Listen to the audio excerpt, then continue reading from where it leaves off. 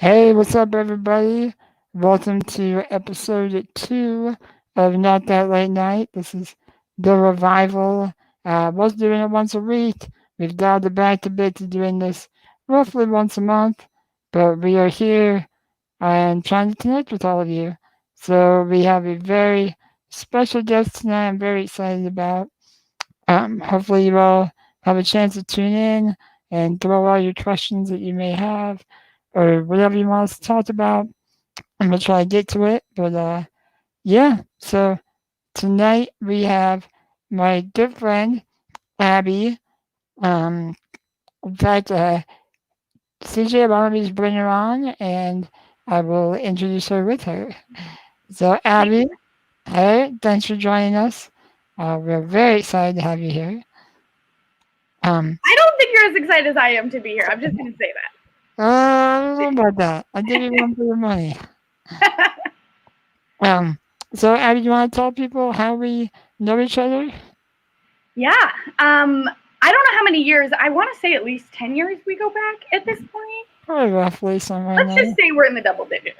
Sure. So we know each other from Camp Promise, which is a national camp, and there is one out here in Washington. And you are in the black cabin, and I'm in the orange cabin, which is a little controversial. Um, but we both have been going to camp for almost 10 years. And I always hesitate when I call it a camp because it really feels more like a family and a community than just like 1 week in the summer. Um, but yeah, that's how I know you. Would you add anything to that? I think it's cool you said that because I was literally just talking to a friend of mine about Camp Promise, and I was saying that like, yeah, all the activities are cool and all, but really like it's more about the community that is built, and like we have that all year round. And yeah, I think that's like the biggest benefit we get from camp is that community. Yeah. So I want to ask you, and I ask like most everybody I meet at camp this, is what originally got you involved and what keeps you coming back to camp? Mm, those are really good questions. They're also questions that I feel like after 10 years I should have answers down pat. I'm sure there's a lot of answers to that, but Right? Well, I would say what got yeah. me coming to camp is two things. First is a newspaper article or excerpt, and then the second is my sister. So, hi, Gabe. I see you saying Orange Cabin is the best, and I totally agree. Hi um, everybody, thank you all for joining us. yeah, it's so awesome to see some of you guys commenting. So when I was 16 years old, I saw a kind of ad in the paper for a Muscular Dystrophy Association camp for counselors. And I remember circling it and bringing it to my sister Libby, saying, "Hey, do you want to do this? It's a week in the summer." And then we kind of never looked back after going there. So that's kind of what got me into the camp world and muscular dystrophy community. But then my sister Libby, who is amazing, and Turin Azil, who is like a sister to me and just as amazing, started Camp Promise. And it actually took me a few years before I started going. So I can't claim that I've been there the whole time. Same here. I Really? yeah, I didn't go the first like what, 4 or 5 years of Camp Promise. So then what got you to go? So I'll tell you my kind of story. I had done MDA camp right since I was 5 until I was 21, and I loved it. I had the best time. Like I mean, it was my business. It was just the best part of the summer. All my friends were there. Loved it. So then, like, there was a couple years in between MDA camp and Camp Promise starting. And, I got busy with my own work and life. And then when Camp Promise was created, I was like, well, I had my time at camp. I'm too old now, too busy What? now. Like, so, yeah, I shouldn't take a week off of work. And I was also, I think, just worried that, like, whatever this new camp was, there was no way to live up to my memories of NDA camp. And I'm an idiot, so I was very wrong. Um, more and more of my friends started to go to Camp Promise. Like Danielle was going, Schlecky was going. Nikki's going, Allegra's going. I'm like, okay, if all these people are going and they're enjoying it, I'll take a week off. I'll give it a try. If nothing else, it's a week away from work, out by the sound, just relaxing.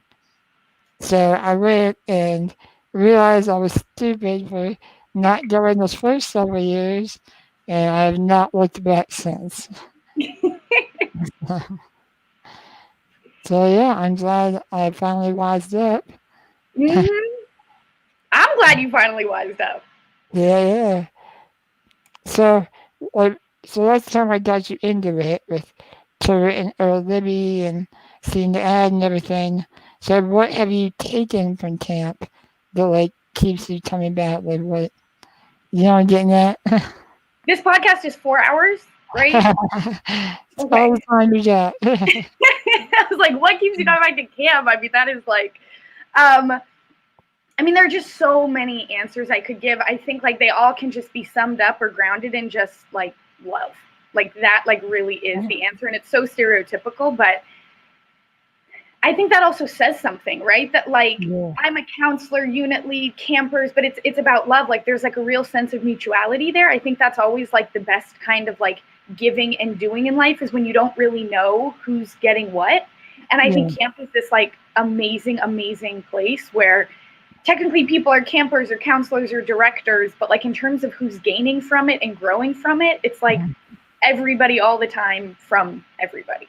So I love to hear that from a volunteer because, obviously the camp is made for us to have fun. It's structured for us to enjoy it as campers. But for the counselors, the volunteers, it's a lot of work for you guys. And I think sometimes the other, potential volunteers are maybe leery of how much work it'll be, all that. But to hear you guys enjoy it just as much as we do, I hope that's encouraging to other people to volunteer and to get that Totally. I same once heard a spirit. great metaphor from one of my best friends. She wrote this in her college application essay, which I mean, so she must have told me this idea 15 years ago at this point, and I've never forgotten it. She talked about like the irony of a treadmill, Okay. where it's kind of ironic because you get on the treadmill and you burn all of this energy working really hard to like run on the treadmill, and yet when you get off the treadmill, you have more energy. Okay. Yeah, I dig that. And so it's kind of the same thing. We're like, yeah, we work really hard and like stay up late, and there's like, we put a lot into it, and we're Yeah. exhausted by the end, and I'm the only one left cheering by Friday morning breakfast, you know. but but it still totally gives us energy and feeds our souls as well. Yeah, good. I love that. Oh, look And at all these beautiful people. yeah, our master producer here is kind enough to put the website up on the screen for us. So if anybody watching this is intrigued by what you've heard, check out camppromise.org. They have a website. You can sign up to volunteer or attend if you're having neuromuscular disease. Yeah, it's not happening this year, sadly, due to coronavirus, but hopefully everything will be back in action in time for next year. I'm still in denial about that. Are you? Oh yeah, it's heartbreaking. I don't want to believe it. I know, it's like my brain it just like expels the notion. I hear Yeah, it and I'm like, whatever. I did sign up for the virtual camp, whatever that is. I don't know, but at least it's some way to connect with our little community. Totally. And it's a first. So as you know, we have a first board at camp. We really encourage campers and True. counselors to do things for the first time. So this year, everybody would technically get to put up a attended virtual Camp Promise for the It's first time. true. Have you had a good first on the board? Oh gosh, you're putting me on the spot here, eh? Am I good first at camp? I mean, I think one of the things that sticks with me about Libby and Turin, that's kind of like a life lesson that I've taken, that we'll get back to your question about being first, is collectively they have like more than 30 years of experience in camps like Camp Promise. It's really wild. And they both used to always say at orientation how, in spite of all of their experience, it still has such a sense of newness for them because it's the first time this particular group in this particular year, in this particular place and time is like coming together. And so really just kind of like approaching it with that like fundamental sense of newness and doing things for the first time. So it's like just to do like maybe a mental spin on it, right? It's like it's like nice to have first, but it's also really cool when old things can still feel like first. Yeah. It's interesting. I never really thought about it, but you're Neither did I. right. Just remember that. Like every year really does have like its own feel, its own vibe to it. Like every year is very unique. I did that. Yeah. I think personally my two biggest firsts that stand out was obviously the hot air balloon was big. Never been the hot air balloon before. That was the first. And I You actually never went up in the hot air balloon, huh? Yeah, you didn't? I did. Yes, I did go up. I just went up Okay. once. Okay, yeah, me too. Um that and riding a bike. I'd never ridden a bike before. And Camp Promise got those accommodated accessible bikes. I don't know what the correct term is for that, but yeah, first time riding a bike, which was really cool. What was that like? It was a trust building exercise, being that I had Cleaver driving the bike. But it was fun. It was cool. Was it like wind in your face? Like absolutely like. I mean, so I've been on a motorcycle before, I so love you went motorcycle bike. you know, I jump some steps sometimes. Totally napper. Okay. In fact, I think we didn't we do the hot air balloon before the bikes? So really, I flew before our bikes. That's amazing. I love that fact about you, and I'm never gonna forget that. And I did parasailing. So I've literally jumped off of a mountain despite the fact that I've never taken a step. That's like crazy to think about. Chris. That's it. Have you ever been parasailing? I was gonna say I don't even know what it is. Oh, I'm sorry, I'm saying the wrong name. Paragliding. Tell me what that is. So paragliding is basically you have a parachute and you run and jump off a mountain. Definitely have never done that. It's really fun. Highly I see recommend it. people jump off mountains from the bottom of a mountain. It's really cool. It's really fun. Something I didn't know that I learned doing this, the way they find the thermals, like the wind currents that like lift you up, is they follow birds. So when you're flying around, you look for birds and you follow them because they naturally know how to find these air thermals. That seems like really untrustworthy to me. Like if I was about to jump off of a mountain and someone was like, Abby, here's how you steer. Just follow birds and you'll be fine. I would be like, those directions don't make me feel safe.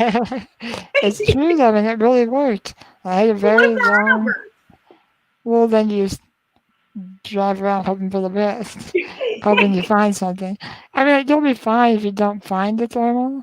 You'll just descend, like gradually, like you know. But well, here's something you may not know about me, Chris. You are 1,000 times more adventurous than me because my sense of adventure is limited by my capacity to not be in a car for more than about an hour. That's your limit? 1 hour in a car? I mean, I can push it like an hour and a half. There'll be some whining after 60 minutes. Not really a homebody. Didn't you drive across country? No, Libby did. Oh my gosh. Libby did, okay. I could not handle that. Yeah, I'm pretty bad at travel. I like really like being home. What if you had like a good group that you're like road tripping with? Like a road trip just feels like totally overwhelming for me. Okay. Unless it was like an hour away. And if road trip is being on the road, then totally down for it. But like across the country, I couldn't do it. Okay. Hey, teach their own. I'm not mad at you. Yeah. So anyway, you're working as a chaplain at a hospital. Can you tell us a little bit about like what that involves? Yeah, totally. And I'm actually super glad for the question because one, most people don't know about chaplains. So that's kind of like the majority of the population. And then of those that the small people, like the small amount of people that do know about chaplains have a lot of misconceptions about what we do. And so we're kind of often like an underutilized resource in the hospital. Yeah. So I think a lot of people, maybe it's like kind of definition by negation of what we aren't. So a lot of people hear chaplain and they immediately think religious person. They might even think like someone who's going to like evangelize to them or like a missionary. Yeah. And so one of the reasons is because people misunderstand what I do. I don't like it when like nurses will ask patients, hey, do you want to see the chaplain? Because I know they're not going to be able to kind of explain it the way I will. I'm like, no, don't ask for me. They'll say no. Let me explain it, you know? So the way that I explain what chaplains do is we really are there to kind of, in simple ways, some people call it like providing comfort, but I really think about it as like helping facilitate transformational healing, which is a much bigger task to do. So I always say, you know, I started volunteering in nursing homes when I was about 10 years old. And so I got really good at like sitting with people and facilitating story sharing and, you know, kind of bringing comfort to people. But now kind of with my professional job, I'm definitely not doing what I did as a 10-year-old. And so now really it's about kind of like meeting people where they are along their path. And often because I'm in a hospital, where people are along their path is they're in a lot of pain. They're going through a lot of change. They have a lot of trauma. They're at these really important, deep, and often dark places in their life. And I kind of liken it to someone who is just landed on Mars for the first time. Right? So you get off that spaceship and you're now on Mars and everything you thought you knew about life can be different. What to eat, how to move, how to walk, how to breathe, where to sleep, where to go, everything is like totally different. Yeah. And we're one of the few people in the hospital that really has time to like sit with you, help you navigate that, help you process that, and help you kind of like work your way through that or just be with you in it. And so we do a lot of emotional processing with people. I do a lot more for me. You know, one of my big things is it's not just all about talk. So I'll give foot massages all the time. I'll give hand massages, you know, kind of whatever people need. I've sung to patients. I've danced with patients. I've danced outside the rooms of patients. You know, I've like brought people together to be, you know, impromptu choirs for people, you know, say someone at the end of life and just kind of getting a group together to go sing. So it's really, really a creative job. And it's really about how can I kind of at the core for me, it comes down to connection, of really facilitating connection. A lot of people when they're in a hospital, when they're in that state that I kind of described of darkness, really at the core of it is feeling alone and disconnected. And so one of my roles, I guess if I had to sum it up aside from facilitating transformational healing, is really figuring out in what ways and in what layers and in what parts of this person's life are they feeling disconnected and what are they feeling disconnected from and how can I increase their sense of connection. So that's interesting because right now with the coronavirus pandemic, you know, that lack of connection is like, you know, infinitely increased. Has that made your job just like a million times harder? Or are people more willing to like see you and work with you and the fact like that's kind of what you help with? Yeah, How's that affected everything? totally. Really good question. I would say it's definitely impacted and definitely made aspects of the job much harder in terms of not being able to go into the rooms like I used to for every single visit. But also I wouldn't be a chaplain if I didn't say that in some ways it's forced us to like be creative and connect in new ways and see, you know, new possibilities. I think the best way for me to explain it is, you know, when I talk about like connection, the first thing we do with patients is we do what's called a spiritual assessment. And for a lot of people, they hear spiritual assessment and they think, oh, okay, what's your religion? What's your God? You know, what's your church? But for me, I assess connection on really 5 different levels. And so as I tell you these levels, you'll kind of like think about how Corona will have impacted it and then in ways that it didn't impact. So the first level that I assess is connection to body. So we know that trauma is stored in our bodies. We know that being in a hospital, you have very little control over your body if you're sick. doctors poke you, people touch you, you can't wear what you want to wear. All of this stuff really transgresses the boundaries of the body that we're used to having very personal. And so that gives people a lot of trauma that's really in their body. So the first thing I assess is like body trauma. The second thing is your connection to yourself. So that's different. Like a lot of people don't separate body and self. But those are two really different things. The next is family. So like family dynamics. And by that, I don't just assess family dynamics for someone's moment in time, but let's say if it's an older patient, like I used to work with soldiers, it's also the family dynamics of their family of origin, right? So family dynamics is its own. Then, as you can tell, we're building out, right? So like body, self, family, and then community. So some people like camp. Camp is our community. We have like a really strong sense of community. For other people, it's a church community. For other people, it's a hobby community or an activist community.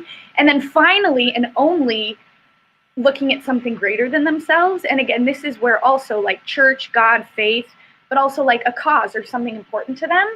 And so looking at Corona, maybe you and people viewing this can kind of see it's not a simple answer to just say how Corona has impacted people, because it's really impacted them on every single one of these levels in different ways.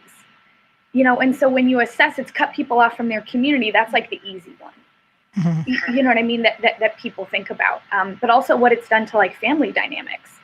If your parents are in a nursing home, you're disconnected there. Your sense of self, maybe you're filled with anxiety or things are really stressful for you, and so like your whole relationship with yourself, with your identity is different, and you're having to navigate not feeling like yourself. I'm just not Abby. Like, where's Abby? Did I lose myself? You know what I mean? So not to complexify it, but I think it's really important to kind of analyze and assess kind of on what level we're assessing the impact of coronavirus. Because I think it impacts everything. I'm curious if you personally believe the seriousness of coronavirus has warranted this quarantine. Now that quarantine is also doing a lot of damage to us because of the isolation. Do you think, is one being more damaging than the other? Does it justify this isolation if that isolation is also causing us all these problems? Chris, you didn't tell me you were going to be asking some $1 million questions tonight, okay? I know there's not really a good answer to this, but I'm just curious your opinion where you land. I would say, and this is a very chaplain answer, but I'm a chaplain through and through. You know this, right? I feel you. I would say that the easy answer is that's above my pay grade to answer. But what isn't above my pay grade as a chaplain to answer is to say that I think there's something to living in the tension, to living in that question, to holding that question. Usually when we have questions, especially really important questions, we want the answer, and it's like we often don't even plumb the depths of the question. Yeah. Before we kind of like move on to the answer. So I definitely can't give you an answer, but I do think that like really sitting with that question is like really important. I know that's kind of like esoteric or nebulous, but it's kind of just like a different approach to questions. Yeah, I think that's probably the best answer that can actually exist. I don't think there is really a right answer. Yeah, I know. I think this is tough on all of us. I know we all want to be able to have that more real connection, but right now, like that's just so not safe for people to do. And that's why I'm glad like this is happening in today's world, where at least we have like Zoom and social media and all these other ways to at least, even though it's not the same, but it's like a substitute to like supplement that lack of connection. It's something. To be honest, I mean, I work from home, so it really hasn't affected my day to day that much. But I definitely do miss, having get-togethers with friends and having just the option to go out and do things and stuff. Totally. But at the same time, because everybody's kind of in this stuck-at-home situation, I've probably done more like virtual hangouts with friends that I probably wouldn't have seen otherwise. I probably wouldn't have hung out. But because like, hey, we're all stuck at home, you guys want to do like a virtual game night? Sure, let's go. Yeah, I You know know. what that's So, called? That's called the principle of the hiding hand. It's one of my favorite ideas. It's okay. um it's by an economist named Albert O. Hirschman. Uh-huh. And he developed this idea called the principle of the hiding hand, which means that it's actually good to underestimate the difficulties and challenges of a situation. Mhm. Because when you do that, it gets you into situations where you get too far that you can't go back. And so you're forced to Mhm. be creative and to um, Yeah. find kind of reservoirs of creativity that you never could have foreseen Yeah. from the beginning. And so if we only get into situations that we think we can like perfectly handle, Mhm. you know what I mean? Then we're never, if we don't hit those snafus, then we're not gonna, kind of be forced to be creative. That, I don't mean that to Yeah. justify coronavirus. No, no, I know what you mean because it's the same thing when I have like friends that maybe we live far apart, or then sometimes we live like a block away from each other. Sometimes that friend, when we live far apart, is when we make the effort to see each other. But then we I live love that. next door to each other, and we never really make any plans. It's like, we just see them anytime, so we don't ever actually make plans to see each other. That's, That's so true. That resonates with me. yeah, I You think that it's weird the way that happens. I don't know. Humans are Yeah. dumb. I would say the other thing to say is, again, I'm a chaplain, so my impulse is to kind of bring it back to the individual and see like what about what we're saying and asking what can that say about us. And so I Mhm. think, going back to the question of, are we making a trade-off worth it? Would it be better for us to do something else? This is going to be a leap a little bit, but it's kind of what I hear. Is it's almost kind of like this tendency that we have to like avoid and distract from hardship and to kind of do grass is greener on the other side, right? Like humans, as humans, there's so much that we do to kind of get out where we are and kind of excuse what we're doing to say, oh, that option would be better, or we should be doing that, or but really it's in all the ways that it kind of keeps us from being present in what is. I don't know if I'm making sense, but it's Yeah. kind of getting at this like underlying notion of saying we're in state A. Should we be in state B? I'm not saying it's a bad question. Of course, we have to analyze the question. It's like a very important question. But if you go kind of like deep, deep, deep, or just kind of like make it a metaphor, I also think it tells us something about the ways that instead of just being in A, we're like, oh, should we do B? Is B better for us? Should I go to B? Should we do B, or should I do A? You know what I mean? All of these Yeah. things that we do instead of just kind of really being in what we're in.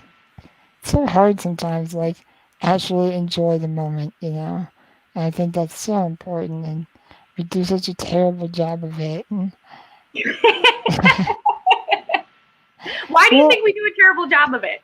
well, I mean, I look at the way our like society is structured, with the fact that we go to school as kids, we go to college, we get a job, we work till retirement, we work until like we're essentially too old and like maybe not as capable of doing all like the fun things that maybe we wanted to do with our life, whether that be travel or do this, I don't know, this or that. We spend so much time working for tomorrow, and then when tomorrow comes, like it's too late to enjoy it.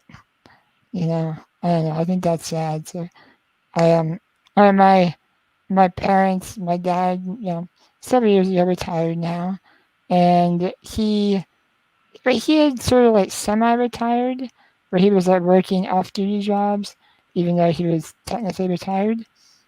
And then he had a heart condition come up, and that sparked him to finally be like, okay, I'm gonna fully retire now. Because it's like he doesn't know if he's got 20 years left or 20 days left. So he's like, okay, I'm gonna retire, and since then they've been traveling a lot and just kind of enjoying their time together now. So Wow. yeah, I think that's true. Yeah.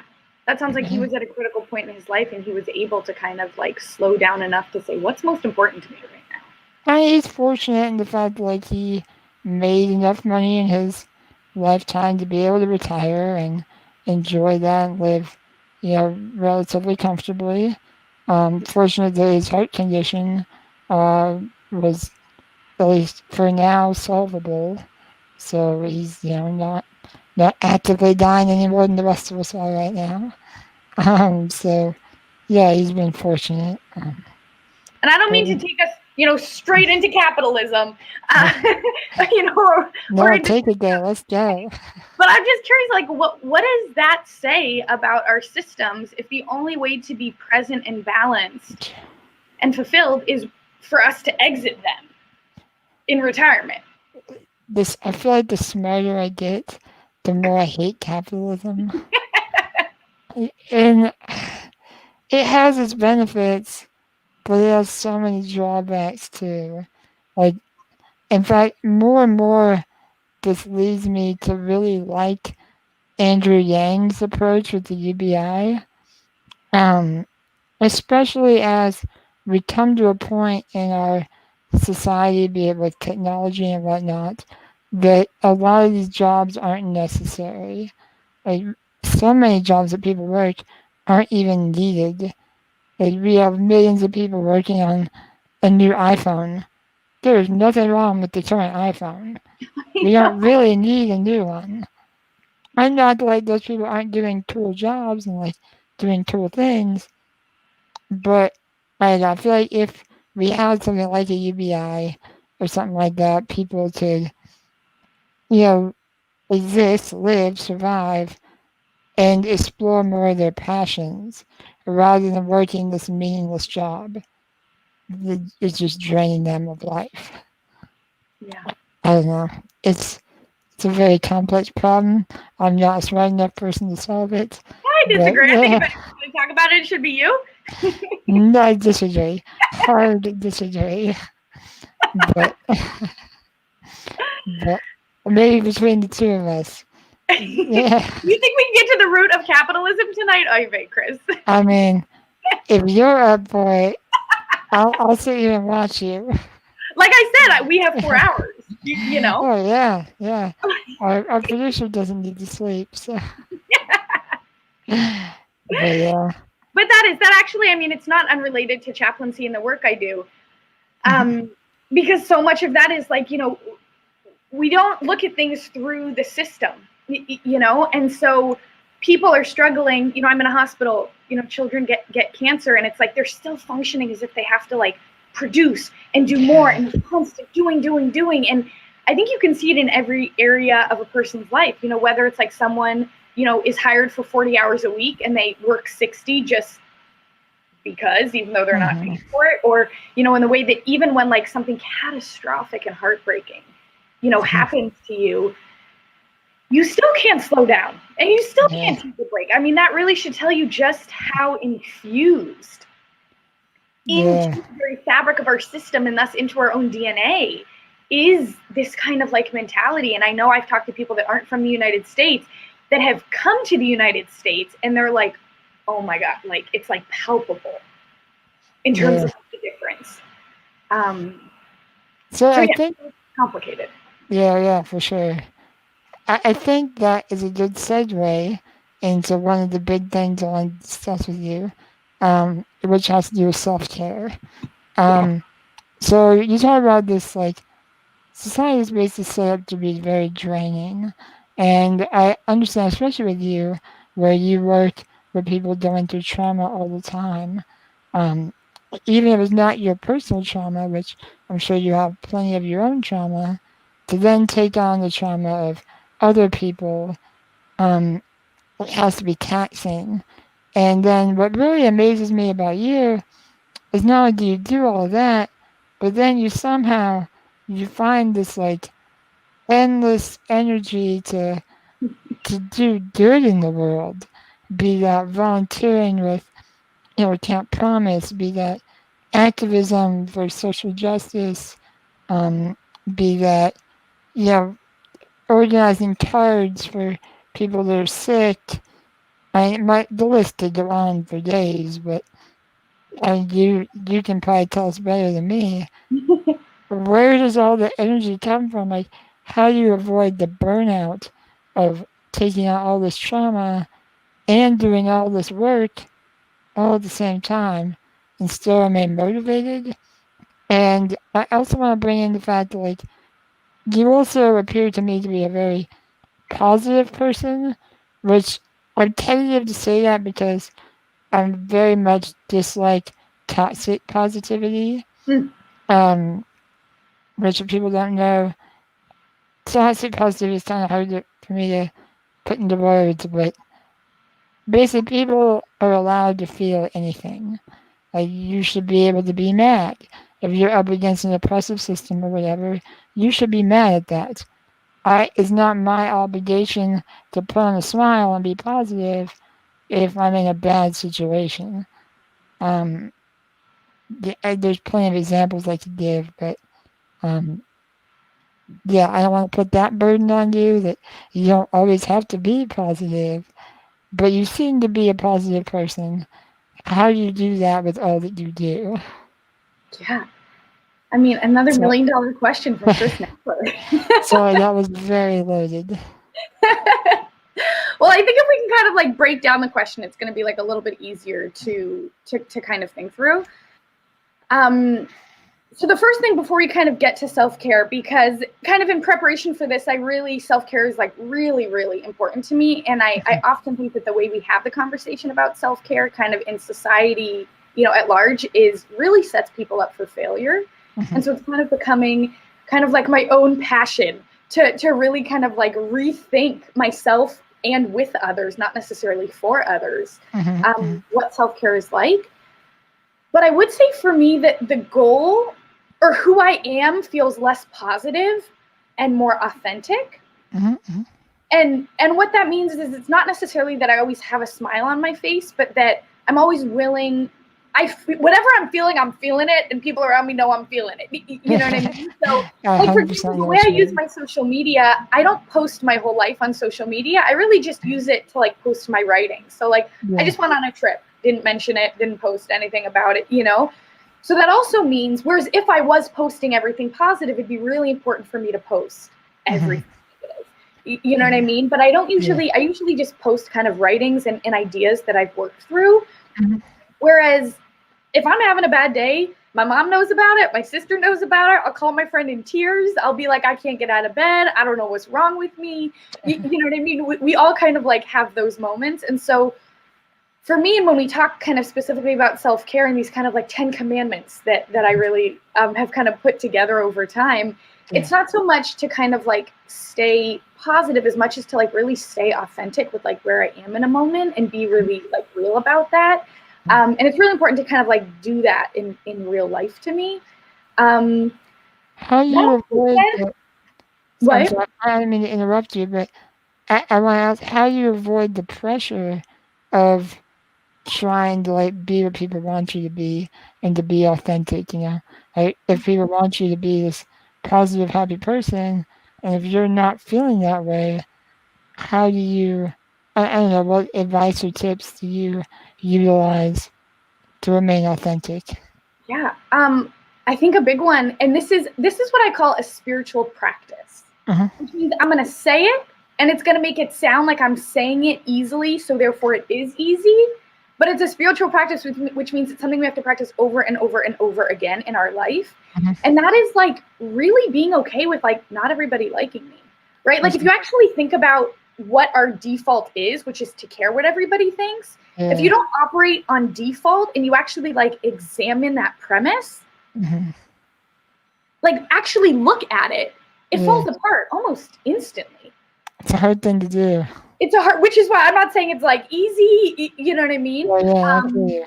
But I think like when you, instead of just kind of like living a life on default, to me, it's really important to like live intentionally. And so it's kind of like, well, let me think about the opposite of that. The opposite would be like caring what everybody thinks. And not only is that impossible, but when I look at it, like I definitely don't want that. And I think, I've been blessed with just an energy to me. I don't know where my physical energy, I can't explain why I'm leading cheers at the end of camp. I wish we could find it though. Yeah, I would also say I've been giving so many privileges and blessings in life, from my family to my community to being able to access systems and resources that have enabled me to develop and have skills and find mentors and work with people and have experiences that have like, helped me along the way. But I think also like dealing with criticism. One of my favorite authors, Glennon Doyle, she talks about how you have to like sort your criticism like it's junk mail. Mhm. And I think everyone should watch her video on it because it's amazing. She says when you literally imagine yourself walking out to the mailbox and then you take the mail out of the mailbox, you're not in your house yet. Why? Because you're not going to bring junk mail into your house. Straight to the trash. You know what I mean? So she says there's 4 things that you have to sort the junk mail. The first junk mail, and she talks as like a woman, is criticism about like physically who you are. Mm-hmm. That's always going to come. And she says the thing with criticism, it's really painful, but it's also really predictable. Really predictable. You know? And so as you're sorting that criticism, like, this is personal, toss it out.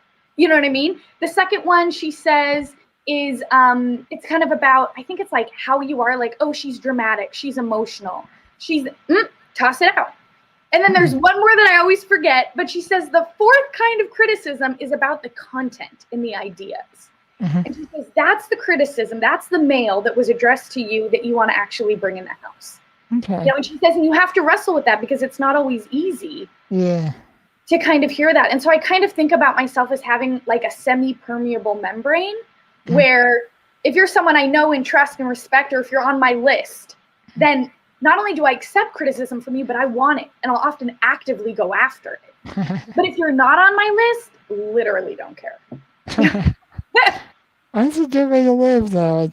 It leaves some space for constructive criticism, but it's a good way to filter out all of the pressures of living up to every expectation, which is impossible. And it's hard. Like, I'm not saying this as if like, yep, this is how I do it and everything. Yeah. The idea is that every time I catch myself being like, am I feeling bad because someone's criticizing me? Am I doing this to please someone? It gives me scaffolding to then go back to and be like, okay, Abby, is this criticism that I'm going to accept? And I kind of have to mentally walk myself through it and then kind of decide. But then the more you do that, it's like a muscle. It takes time to walk yourself through that. And then in time, it kind of can almost become natural. But that's kind of the process of engaging spiritual practices over time. I think it also, I believe it would sort of set up a precedence for the people around you. They know, like, they know if they're in that circle that you're willing to take their criticisms and whatnot. Or they know, like, hey, I don't really know her like that. My criticism isn't appropriate. It's not welcomed. It's, yeah. Yeah. And I think as a chaplain, like, I'm just so aware of how I do this, and then I can apply to others of how often, like, what we say says so much more about who we are than about what I'm talking about. And so when people, if someone's like, you're an idiot, Abby, I'm like, well, what's your day been like? Where are you at? What's going on with you?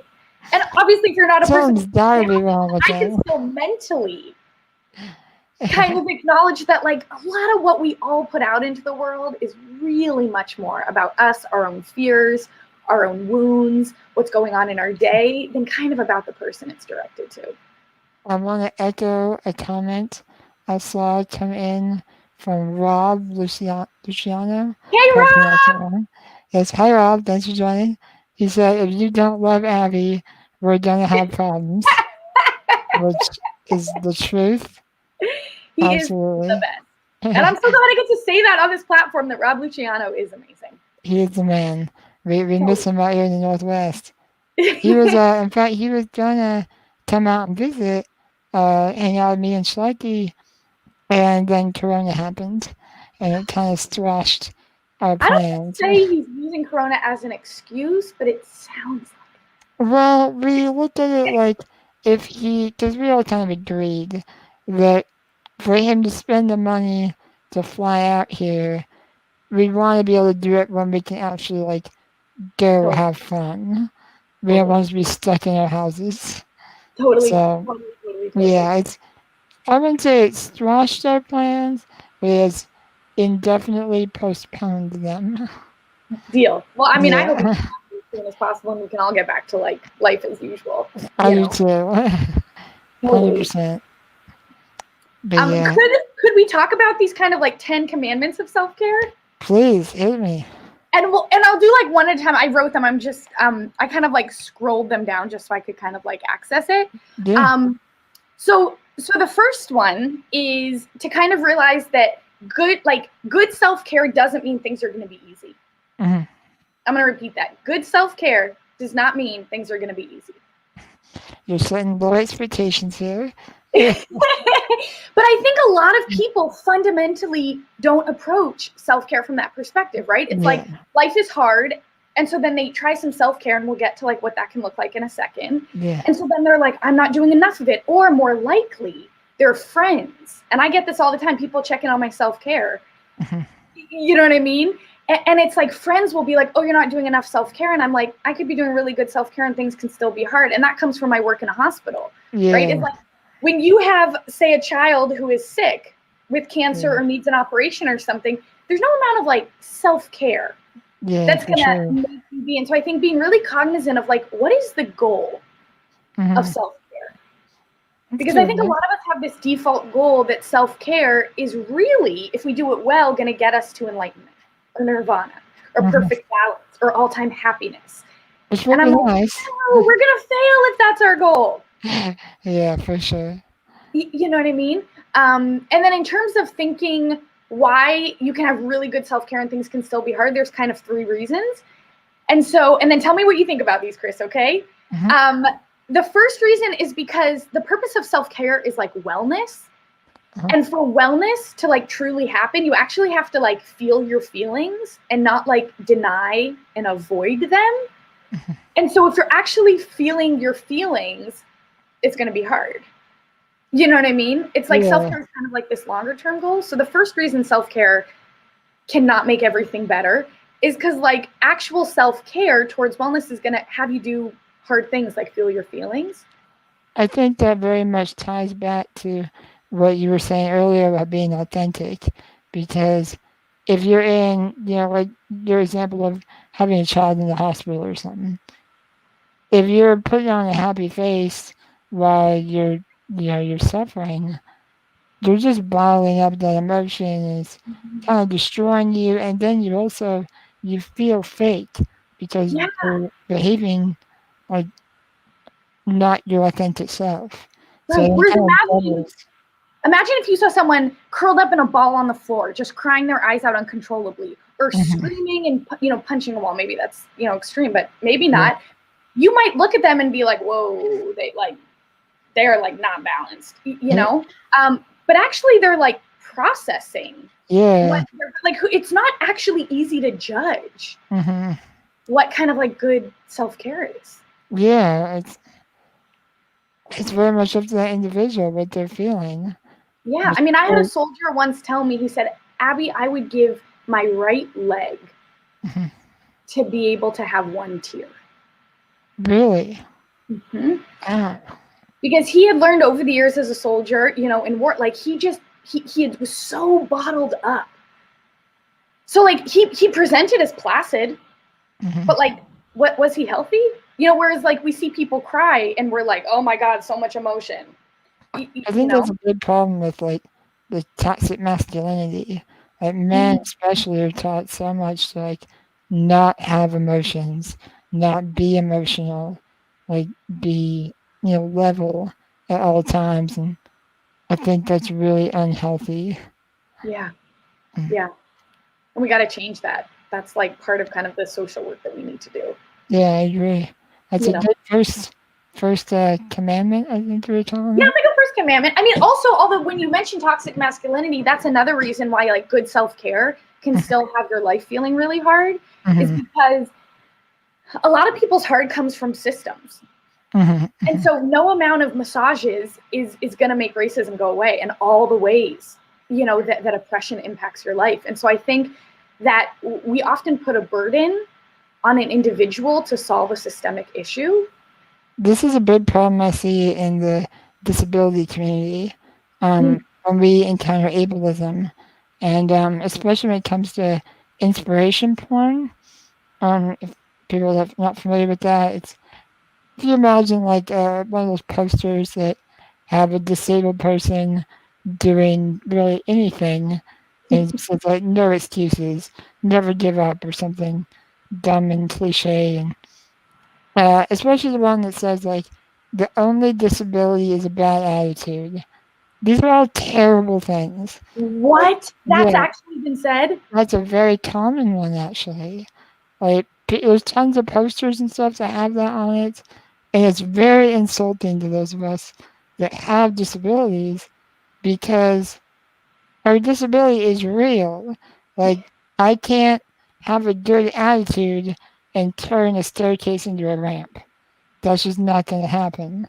And no matter how much I smile, the system that's in place that traps disabled people in poverty to receive the care that we need to survive is not going to change because I'm smiling. No. So yeah, it's a big problem, and that's why Mhm. this idea of toxic positivity is really pushed on disabled people because we're told to be, if we want like people to like us or Yeah. people to work with us or whatever, we need to be happy despite our disability or whatever challenges we might face. And we're always really like patted on the back for oh like you remain so positive despite all these challenges. So no, I get pretty mad at the challenges. I might still be happy, like in general, and my life can still be happy, but those challenges make me angry. Like, Yeah. yeah. Well, can I ask you, like, just for people that are listening, maybe this is like a new idea to them. Like, instead of that, speaking as someone that experiences it, what is better than that approach for you? Um, I guess more. I mean, I tend to be a fairly pragmatic person. I like to look at problems and try to find solutions. Um, the solutions to ableism are very complicated, so it's not like there's a simple answer for that. But I would rather a person more or less just be understanding of those problems and just kind of empathize with it. Like, I can see why you're frustrated. I'm sorry that system is in place, that this works that way, and it's working against you. Um, and see if there are solutions. Like, what can I do to help that? What can I do to solve that problem? It might be as simple as building a ramp. It might be supporting candidates that support disabled rights.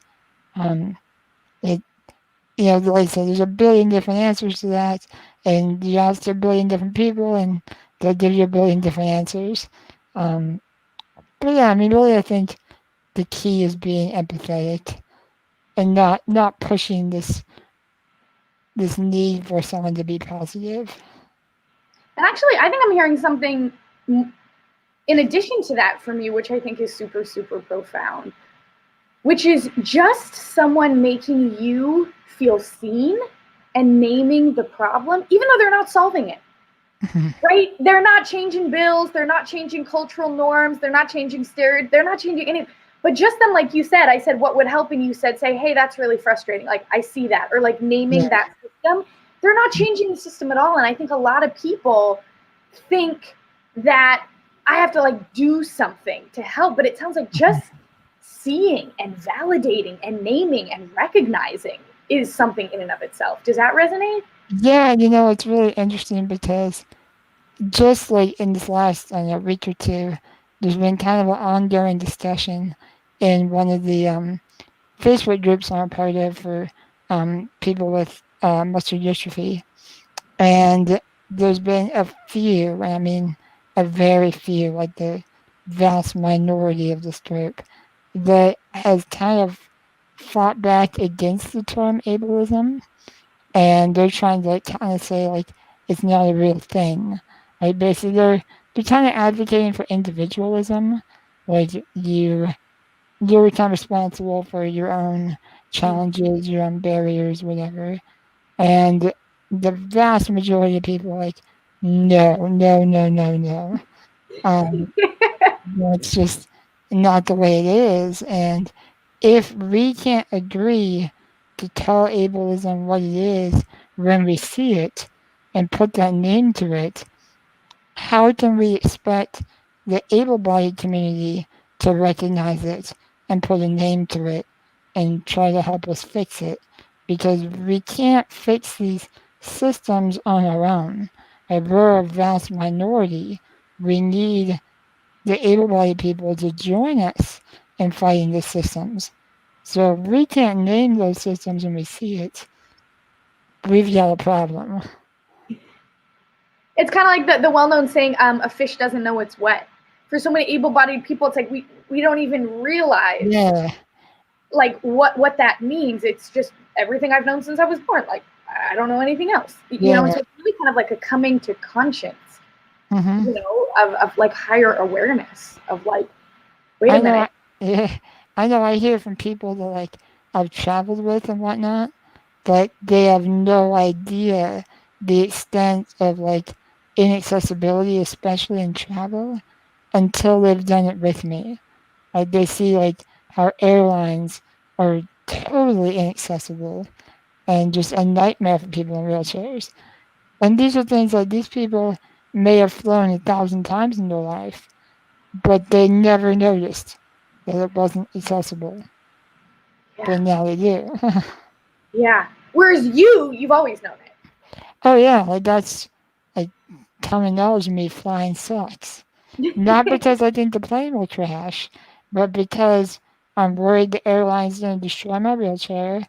I'm worried that I'm going to be in pain for the hours that I have to sit in a chair that's not fit for me. Well, yeah, mainly that when I land, my mobility device will be destroyed and I will be completely immobile at my destination. That's terrifying. It's very terrifying and it prevents a lot of people from traveling with, with that as being the risk, which sucks. And you've laid it out so nicely, Chris, to explain why in conversations about different forms of like oppression or privileges or systems, however you kind of want to name it, it's really important to center the people most impacted. You've literally just named it. Like this is something you know, like the back of your hand, that me and some of your friends, it took years and years and years to kind of live. And yet part of ableism is that I'm going to take the mic and I'm going to be loudest about it. Yeah, I think that's something that I've realized myself with the current like Black Lives Matter movement, all this. A lot of people ask me about if I was going to put up a T-shirt or something in my store to support the Black Lives Matter movement, and part of me definitely wanted to do that. At the same time, I kind of feel like I would rather refer those people to a black-owned business that's selling those shirts. I'd rather uplift them and like have them let them benefit from that rather than my store benefit from that. And sure, I could donate the money to a cause and whatnot, but again, I just feel like that's better served by serving one of their businesses. And I don't know, maybe I'm wrong, but that's kind of where I landed on it. I'd rather uplift their business than add to mine. Yeah. Yeah, I think that's like it's complicated, you know, and I think especially when it comes to like all of this racial justice, you know, disability rights, we have to kind of be okay with like misstepping sometimes, you know, and saying like, I fundamentally realize I'm in a process of learning, you know, and so like, I'm going to try this, you know, and maybe someone else would make that decision and then they'd hear and be like, why are you doing this? You should go to a black one. And they'd be like, oh, okay. Like, thank you. Instead of like getting super defensive about it. I've had a difficult time trying to find that balance of being supportive of, like, in this case, the Black Lives Matter movement, and trying to speak out against, the racial oppression and all that. At the same time, I want to leave that space for it to uplift more black voices on this issue. Because obviously they're the ones that have the first-hand knowledge of what's really going on. And then also at the same time, not putting the pressure on them to have to be the ones to like constantly educate and constantly correct and if I if I was a black person right now, I would be so exhausted. I mean, I'm exhausted now dealing with it. I have family and friends that see things differently than me that I've argued with endlessly. And I get exhausted just by doing that. If I was a black person that had every white person I know wanting me to like, jump into this stuff, I'd be so burned out on it. Yeah. And I think it's a difficult balance to find. I think, but I also think part of the work of being a white person is like living in that tension. Oh You know, yeah, like 100%. damned if I do, damned if I don't. That's such a small thing for us to do in terms of like how do I use my Oh voice, yeah, start using my voice. But that's really a feeling that a lot of black people in 100%. the country, they live that is their reality of that tension, and so then we experience a little bit Yeah, of it in doing the work. 100%. And that's kind of why I never really end these arguments I have with other people, like about this stuff, because like if I just kind of step back, like I don't want to give into that tension. You know what I mean? I, that's kind of my privilege that I can step back. These people Mm-hmm. I'm supposed to be fighting for don't have that option to step back. Right. And yeah, Yeah. and I wish people would do the same thing with ableism. It's easy to ignore it because it doesn't affect a lot of people. But if people told you out constantly, I think we'd be better off. Yeah, I think there's definitely limitation in our brains that we have to kind of overcome as we develop. Of we all kind of have this thing where like we care about what most personally impacts us. We care about what's closest to us. And so like for example with ableism, I got a ton of people I love from the camp community. Like it's as personal as not as personal. I mean, I'm not in my direct family members, but I mean it's like you guys are like family to me. So it's even easy for me to care about it. Yeah. And I think it goes back as a chaplain, bringing up the Bible. Although we don't do that, I don't want to lead into that stereotype all the time. Yeah. There's constantly this refrain. A friend was just telling me this weekend, to take care of the poor, the orphaned, and the widow. Mhm. It says it like so many times in the Bible, so many times in the Bible. And my friend was telling me that the reason it says it so much is because the lesson there is it's hard to take care of the poor, the orphan, and the widow. Yeah. And so we need reminded that we can't just do the good that's easy for us. We can't just do the good that doesn't make us go out of the routine of our lives. Like we have to make sure we're doing the good that needs to be done, which is often extremely challenging to do. Yeah. And so I think people have to go out of their way to do good. And I hope they'll care about things like ableism and racism, I sexism. see you. I see you as being, I mean, probably the best at that of anybody I know. I mean, I see you talking to, was it state Congress or something you were talking I speak to? up all the Like, time. man, you use your voice better than anybody I know. It's really inspiring. Thank you. The way I feel, I once read on Instagram, one of those Instagram posts about using your voice as you find it, as Hmm. you're finding it. And I really think that kind of like fits me. Like I called in to give public comment to the Seattle City Council this week. I've done Yeah. it before and I practiced and I practiced and I practiced and I still like stuttered and like caught my breath and misread and like had to go back. And it like definitely was not perfect. Oh, But to me, it was like, this is a muscle that I want to be developing. And the only way to get good at speaking truth to power is to do it again mhm. and again and again. And to realize my goal in giving public comment to the Seattle City Council wasn't actually giving comment to the Seattle City Council. That was like a Yeah. very short term goal. The Yeah. goal was to do that, but it was also to like learn to have a voice that I can be an advocate and an activist and organizer for Hmm. my entire life. And I think when we get caught up in the particular, I could have gotten off that and been like, whoa, that was like really embarrassing, Abby. But that's only if like that's my goal. But like that wasn't my goal. That was Yeah. like a Yeah. small part of my goal. My goal was to like use my voice and get practice. And to that goal, I did great.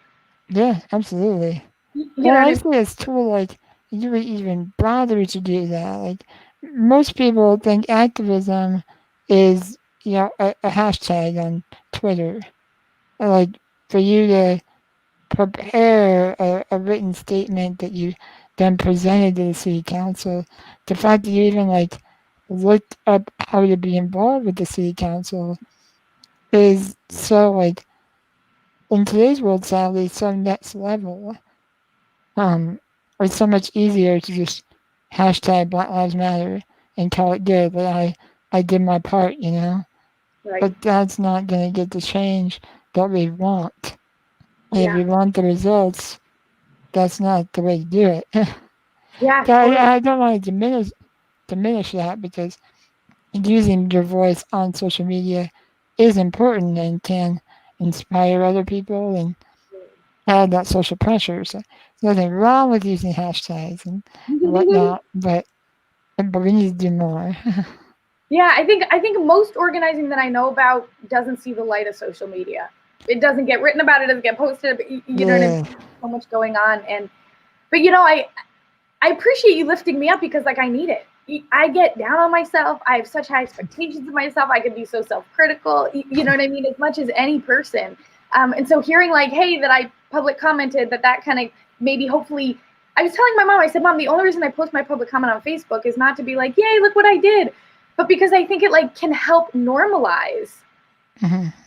giving public comment. I think someone else might see it and be like, oh, that's a thing. And even if it's just a seed in the back of their brain that they don't act on for a really long time, you know, hopefully it will like become more normal and might help other people think about getting more engaged in their city council and in, Absolutely. you know, politics. I know I've personally benefited from when you have posted like a whole list of like things you can do to be involved, be it, send an email to this person, sign this petition, Yeah. um, those things. I think it really helps because it makes it so easy. Like, here's a whole list of different things you can do. Do what you can. You might not be able to do everything on the list, but Yeah. do as much as you can. I think things like that, I know I've personally benefited from. And That's I awesome. appreciate you posting stuff like that. Awesome. Well, you know, one of the Yeah. reasons I get so frustrated, and this is my work to do, but I get so frustrated with people that aren't involved at all. You know, and I mean Yeah. that to say not that I don't see on social media. There's again many ways people are involved that don't show up. I mean people that I Mhm. know that aren't involved because not only is it like frustrating because I'm like, this is so important, like morally, you know, to be involved in some way, but also I'm just like cognitively confounded because I'm like, the bar is so low. The bar is at the do anything Yeah. level. You know Yeah. what I mean?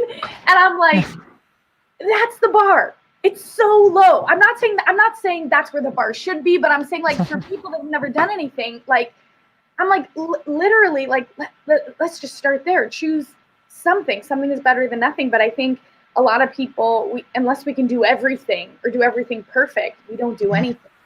And again, I think that's a spiritual practice to one begin noticing in ourselves and to really trying to rewire in our brains. I like that. I don't know if you're familiar with Charlemagne. He does like a radio show for like the Breakfast Club. He I don't know if he still does this, but he was almost every guest I would watch him have on the show. He would ask them, "What are you doing for the Black Lives Matter movement?" And I love just that point blank question. Like it kind of put them under the fire. Like you need to be doing something, anything. Yeah, And yeah, I think that was cool. yeah. But again, if Uh, it doesn't know it's what, oh yeah, it doesn't why be. people don't think about disability. I'm like, now how can you not? How could we all not see it Yeah, for so sure, long ago? But especially now. Um, for sure. yeah, it's hard. There's a lot to do out there. And that's why it bothers me sometimes when people complain about the inconveniences the protest cause.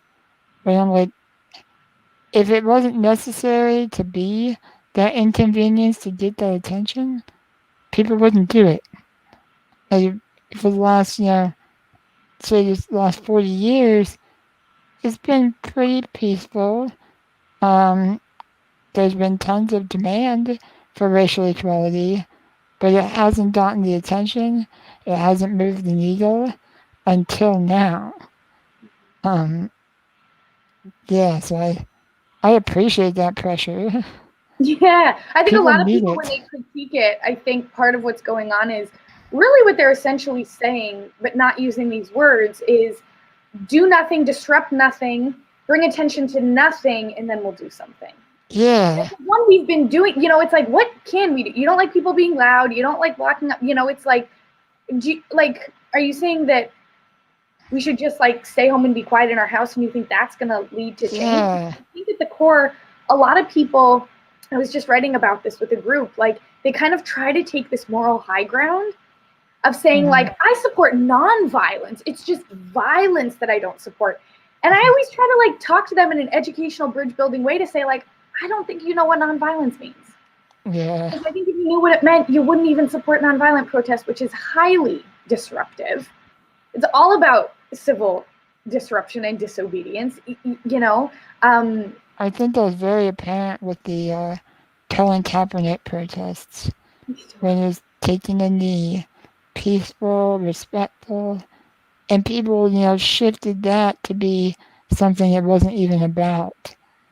Just because they, disagree with him, they try to like, steer that narrative away from what they're uncomfortable with. yeah, totally. Yeah, it's very frustrating. Yeah. Well, how are you kind of in all of this? How are you kind of like staying afloat? What's getting you through this? Um, it's been scary because I've had several friends that have been on the front lines of these protests, very involved, and some of this was occurring when I was like on my trip to Nebraska. I went there recently for my brother who had a baby. I went there to see Oh, the baby.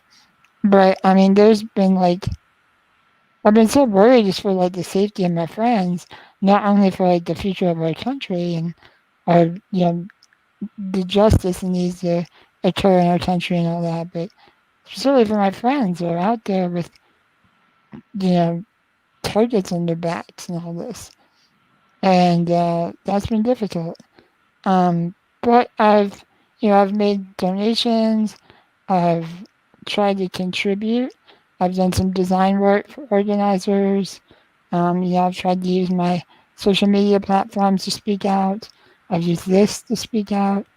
I've signed petitions, all this stuff. I wanted to be like out there in the protests. And this is probably really stupid, Chris, but my thought is that if there is, say, there's a line drawn between the police force and the protesters, I look at me, a white boy in a wheelchair. If I'm in between those two groups, I feel like there's gonna be less chance for violence. Not no chance. Like violence can still occur, but I feel like a policeman or whoever is gonna be less apt to be violent against me. I'm not a threat. I'm very non-threatening, so I feel like I should be there to help like protect people. That being said, we're in a pandemic. I'm very defenseless. Stuff is going down. Whether or not I'm there, my lungs are garbage. So if I'm out there breathing in tear gas, breathing in coronavirus, I'm probably not making it home alive. So as much as it pained me to like come to this conclusion, I had to conclude that like I can serve that community better by being home and doing what I can from home. I said, be that doing design work for organizers, be that, using my social media platforms, be that donations to organizers, be that signing petitions, all these other things I can do as long as I'm alive. yes, that is the goal, Chris. I don't want to, as much as I want to be there protecting people and being involved, I don't want to die doing it. And Nope. maybe that's my privilege. Part of it probably is. I can sit out. I guess I have to live with that. I don't know. Well, I think you're getting it. I think is another amazing idea, which that I've learned from activists, especially like the Black activists that I follow, that are so passionate and strong and powerful and resilient and hurting, is that the amazing thing about the movement is that there's so many ways to help, and all of it is needed. You know, it's kind of like we kind of get this idea from the media that there's kind of like the certain things that are the most important. You know, no one's saying, I would never say protesting in the streets isn't critical. It's very critical, you know, but I think it kind of becomes a single narrative, if you will, of what it means. And I once heard, especially a civil rights lawyer, Lee Merritt, who I think is out of Texas, and he said someone emailed him and was like, you know, what do I do? How do I help the movement? And he said he wrote back to her and said, literally anything. Like, if you're an artist, you know, when there are victims of police brutality and police violence, you know, who are murdered, there's amazing art that people offer, and that, you know, people put forth. Like, if their gift is painting, they make paintings. If other people, it's graphic design. For other people, it's going in the streets. For other people, it's writing. For other people, it's educating. It's this idea of, like, really whatever you bring, the movement needs it, and there's space for it. You know, I don't think we do well if we kind of like limit what the movement needs to like the 3 sexiest, most media focused. Yeah. You know, I think there's a lot of ways to tap in. I agree. And yeah, I had a friend who, like, he's one of the guys who's been out there, one of the organizers of these protests, good friend of mine. I think he must have seen a post I put, kind of discussing some of the guilt I was feeling, some of the hurt I was feeling, all this. And he was like, bro, like, you've been involved, like, you've been a part of this, like, even before all of this. Way before, Chris. You don't need to worry. And hearing that from him definitely helped me to, you know, feel better about, like, my contributions and everything. You know, I don't think any of us can or really ever should feel like we're doing enough, because we can always do more and always should strive to do more. But it definitely helped to hear that. Yeah. You know. Yeah. When I hear the word enough, my brain always goes to one place, because it's something that I hear a lot from parents whose children are sick, especially if their children are dying. And one of the things I've kind of realized that I talk to many of them about that seems to resonate is, if I'm hungry and I eat a sandwich, my body gives me, my stomach, a visceral feeling of like, enough. Enough. You know what I mean? Especially, you know. But when it comes, and so we kind of assume that feeling of like enough is like we're going to get it in life. And the problem is this, especially when it comes to a child for whom your love is infinite, there's no such thing as enough, right? In other words, that feeling that we're looking for of enough, we're not getting it because we're not there yet, because we haven't done enough. We're not getting it because it literally doesn't exist. Yeah. And I think it's the same thing with like social justice in this world. It's like we keep doing and doing and doing, hoping that we're going to get that signal that tells us, okay, you've like done enough. And then we keep working as hard as we can because we're not getting the signal, thinking that like we're not getting the signal because we're not doing enough. It's just because that signal doesn't exist. Yeah, no, I agree. And I think that's okay. Yeah, I think that helps us to strive to go further, do more. Yeah, I think a really good model for that is an incredible pastor, theologian, Howard Thurman, who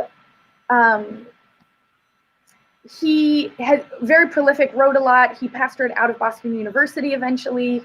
And one of the critiques that I once read that he got is that he wasn't in the streets. But he was actually, and again, I hope I'm telling this story right. He was the spiritual advisor to Dr. King, to Dr. Martin Luther King Jr. Okay, cool. And so it's like, okay, he wasn't in the streets, but he was giving so much emotional support and spiritual nourishment and sustenance behind the doors of the church to Dr. King. And that was his way of giving, was supporting this leader. And that was like his contribution, you know? And so it's easy to be like, why aren't you out there in the streets? Why aren't you kind of doing that? Yeah. And there's a lot of ways to give, and not all of them are performative. Not all of them are out there. Not all of them are loud. Not all of them involve bullhorns. Not all of them involve being able to get likes on social media. Yeah. You know, so there's a whole lot of ways to give. That's really cool. I'd love to hear more about him. That sounds like it must be really interesting to learn. He's amazing. I want to eventually get back to the rest of your commandments for self care. Um, However, while we're on this subject of social justice, I would like to get your thoughts on the defund the police. Um, Chris, I feel like we got 10 minutes. We're an hour and 20 in. We have 9 more to go. Let's just kind of broach defund the police. yeah, we'll just lightly So touch happy on to talk that. about anything. So I come from a background where my dad is a retired police officer. Him and I have very different views on a lot of things, especially political things. Um, but so I want to hear what you believe defund the police looks like. Mhm. What effect you hope it has, and what are just your thoughts all around? Yeah. Thanks for the hard question. I mean, I wouldn't be Yeah, taking your advice if I I'm didn't just say I didn't love hard questions. I'm just going to softballs here all day. Well, I've played softball for most of my life, so I should be able to handle it. You're right, batter up. I think there's like a lot of things to say about defund the police. Yeah. I'm going to answer from the perspective of a chaplain because this is kind of like how I engage in the world. Mm-hmm. I think a lot of people have wounds and fears that they operate out of that really kind of undergird a lot of their political beliefs on both sides, you know. But I think the idea of even defunding, I'm not even talking abolition, is so new to people that they immediately shift into a fear space. And you can actually see it when it happens, or maybe I just think I can see it when it happens. You know, I believe, people where it's literally an emotional like shift that happens. And you know, even to just one of the questions I often ask myself and I ask people in life as a chaplain and as a friend is when they're going through something is I'll ask them like, is this hard? Are you struggling because it's hard or because it's new? Again, because it's hard or because it's new? Yeah. Now, obviously, sometimes things are both. You know what I mean? But asking that question has always been really clarifying and generative for me, because it reminds me, like, often it will help me kind of breathe and keep going when I can, because sometimes it's just because it's new. I've just like never done it before. I've never like thought about it before, you know? And I think it's something that we all have so actually little experience doing hard things and new things. Like just in life in general, forget the police, right? It's like, in fact, our bodies, it's called homeostasis. We go back to what we know. When we see this in therapy, for example, you'll have a couple who's in couples therapy, and this blew my mind when I heard it. When, you know, one partner will be saying, I don't like this that my other partner is doing. So, you know, the therapist, they kind of work on a plan. And then that partner fixes it. They start not doing that anymore. So what do you think? You think they're going to come back to therapy and the other partner is going to be so happy? That's not actually what happens often. What actually happens is they come back and the person who wanted the other one to change, they're uncomfortable, they're poking at it, and the other one's like, what are you talking about? Like, I do the dishes now. Yeah. You know what I mean? Or like, I'm getting better at doing the dishes. And so psychologists will talk about how it's the change they want, but it's still a change. It's still new. It still shifts the system that they've gotten used to. It's why often we still keep doing things that are bad for us or stay in situations that are bad for us. It's bad, but it's bad that we know. And we're so scared to do new things and consider new ideas that the human person, brain, mind collective can put up with so much and justify so much to just keep the status quo. Yeah, and new things are scary, and especially when you don't have a need for it, right? So like I grew up in, you know, a white community. Like what? Like it'd be one thing if like my arm was bleeding and I like needed to do something. I'm like, do whatever it takes. You know what I mean? But if I'm fine and I have like no need for anything to change, how? In what situation would I overcome the homeostasis I just described when it's not even urgent for me? And I think it demands a lot of imagination for people. Like you said, it's easy for us to be kind of complacent with what we have when we're not the ones necessarily being oppressed by it or feeling the negative effects of it. Even though I think if you examine it further, we all are. Totally. Um, but if you don't feel those immediate effects, then it's easy to be complacent with it. Yeah. Um, I had I had this discussion with my dad where he agrees that things need to change, that change needs to be made because there are such poor race relations between the police and different minority groups and whatnot.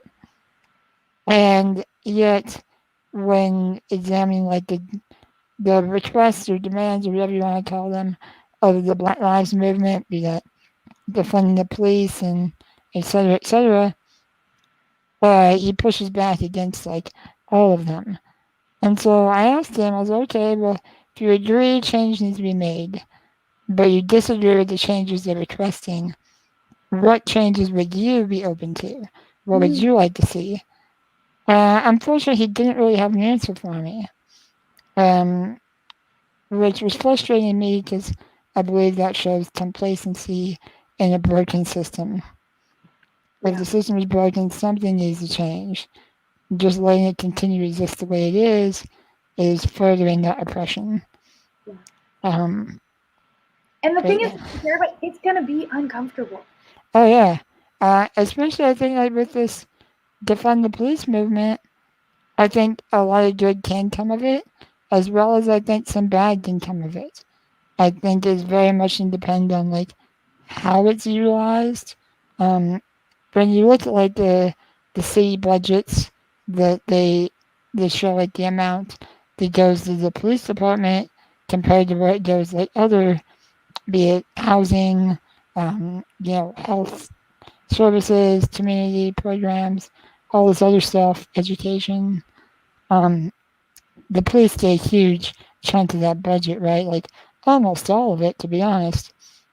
So defunding the police, I don't think is a problem if it's coming out of the right areas of their budget. If it comes out of like the over militarization of the police, um, if I don't know a lot of the different areas of their budget, but cuts need to be made. And my concern is if all they do is cut personnel, and then we're left with longer response times, communities not being served by the police. That's not good for anybody either. Um, so yeah, I don't know who's in charge of the police budget, but I think that person needs to It's be. not me, I'll tell you that. It's not me either. Well, I But think you're getting at something important, which is again to go back to chaplaincy. That I always say that the human psyche cannot handle a vacuum, mhm, which means you can't take away a story without replacing it with another story. So the example I always think about is you can't just say I'm going to eat less sugar. mhm, You have to say I'm going to eat less sugar and I'm going to eat more fruit. And so I think yeah, what's happening kind of on a collective is this like story is like trying to be taken out with like nothing adequate to really mhm, replace it, because yeah, for most of us we've never had to study abolition theory, we've never had to read Angela Davis, we don't even know who Derecka Purnell is. The name Miriam Makaba means nothing to us, and so we mhm, kind of like we haven't done the work to adequately figure out an alternative narrative, because no one is saying drop everything tomorrow, just completely everything completely. yeah.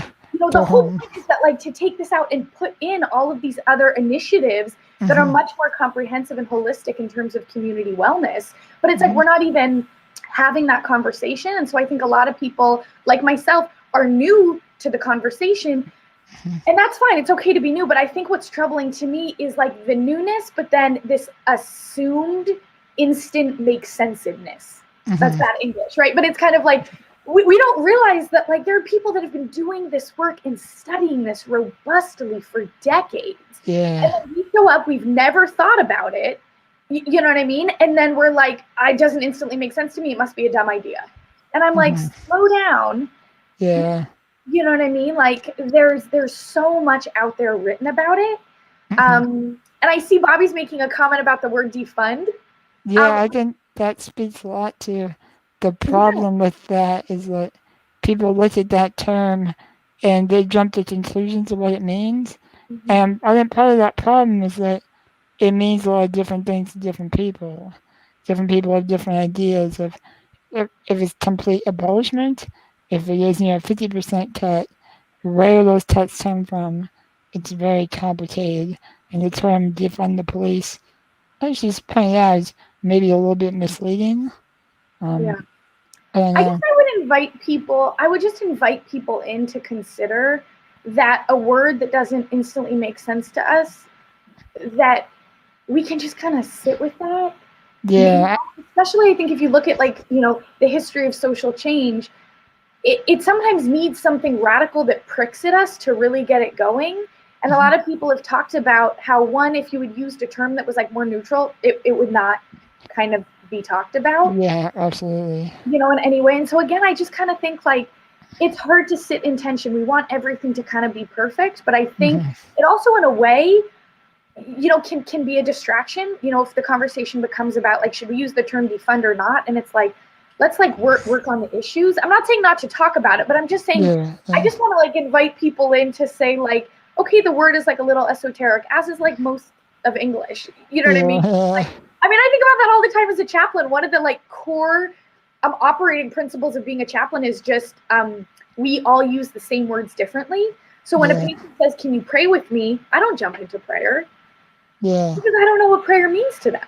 for sure. I know what prayer means to me, but if we're going to have an actual conversation, like it's okay to like have to clarify and confirm, because like I think the problem is often we actually think we know what words mean, and maybe this is a good lesson in us slowing down in terms of words and terminology in general, and like being more curious to figure out what words mean to each other. Yeah, I think that's the big thing with this term, defund the police. Like, it demands people to examine what it really means. Yeah. Because it is so neat, like kind of knee jarring to hear that, like, defund the police. Like, what? Sounds drastic. So you all look into it. Like, the first time I heard it, I was like, what? That sounds crazy. And Yeah. then I researched it and I was like, well, why this makes a lot of sense. Yeah. And yeah, it is jarring, but yeah, it's worth looking into. And actually, growth, I think this is a generalization I would stand behind. Growth requires tension, it requires it. Yeah, for In sure. some way, shape, or form, that can look like stress, that can look like tension, that can look like friction, that can look like, Mhm. but this idea is like we don't really have a good narrative about stress and tension. Like to us, that's like a bad thing in the society. But if you actually look at points where people grow, how nature grows, it's a fire burns the landscape down, and then that like allows new growth. Or a Mhm. famous example of like a lobster that has a hard shell. This is from Rabbi Abraham Tversky, and he goes to the edge of the water when his body is getting too big for the shell, Mhm. and he positions himself among the rocks, so he's lashed by the waves, and his outer shell cracks, and he's left completely vulnerable. He has no shell anymore, right? That's a But then a great larger analogy. shell grows back, and then when he fills that, he goes to the water's edge and he gets buffeted by the waves. Huh. You know, It's a um, really cool analogy. yeah. So I Uh, think like, okay, so this is leading to some tension. But if we yeah, believe fundamentally that tension can lead to growth, we're much more likely to kind of like sit in that tension instead of being like, forget this, I'm out, this doesn't make any sense, or like there's tension here, someone's wrong, this isn't, this isn't yeah. right. Like let's just sit in it and kind of see where it goes. I talk a lot with art, be that with music or painters or whatever. It's always the most like the people that have been through the most always make like the best art. Like people who have struggled, they've really been through it, end up making the most beautiful music, paintings, whatever it is. The best stuff always comes from the people that have like been through some of the most just difficult situations. But you see that growth through them. Yeah. Um, I would yeah, challenge that. I think one of the things is like, I think I've heard recently, I can think of like a comedian and an author who kind of talked about this idea that like the comedian talked about how like a lot of people say like the best comedians have like traumatic childhoods, and the author Elizabeth Gilbert talks about how like there's this idea that you have to like be going through really hard things to be a writer, as opposed to saying like, no, we can actually kind of like create from joy, you know. Yeah. But I think it can be both and. I think like it's possible to like grow, from adversity. It's called post-traumatic growth. Yeah. But it's also I don't want it to like be an expectation, that people that have gone through trauma like have to become resilient or have to like. Yeah, of course. Yeah, for sure. That's important. You know what I mean? I'm glad that you brought up defund the police. I think it's an important conversation to have. I think it's not an easy conversation to have. So what do you think a defunded police society looks like? I mean, I think that's a question that we're even only beginning to ask. Yeah. I like, like we can't even, I mean, new people, there are people who have been imagining this, that talk about alternatives to the to the prison system, to the incarceration system of, what does it look like to have restorative justice? What does it look like to have kids, youth, to not give them life sentences at 16 years old? I really like AOC's response to that question, more or less, about how it basically looks like, what's that? It looks like white neighborhoods. Yeah, it looks like the suburbs, where they have more community programs. They have more like health centers. They have after-school programs. They have better funded education. Yeah, make sure families have support, that they have food. That Yeah, they have daycare services. I mean, someone has said like the healthiest communities are the ones with the most resources, not the most cops. Yeah. Oh yeah. 100%. And so getting those communities, those things. Yeah, I thought that was just a really cool way to put it, in the fact that like it requires such a little imagination. Yeah. Yeah.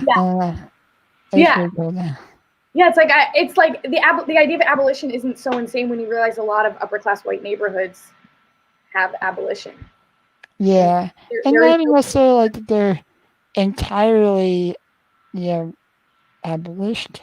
I like abolished. Yeah, right. But like there isn't this like over dominant police force either. Like the police can be scaled back because they have all these other programs that are proven to reduce crime. Well, that's what I think is like really important, is a lot of people, again, who've never thought about this before, they'll ask the question of like, well, what about serial killers?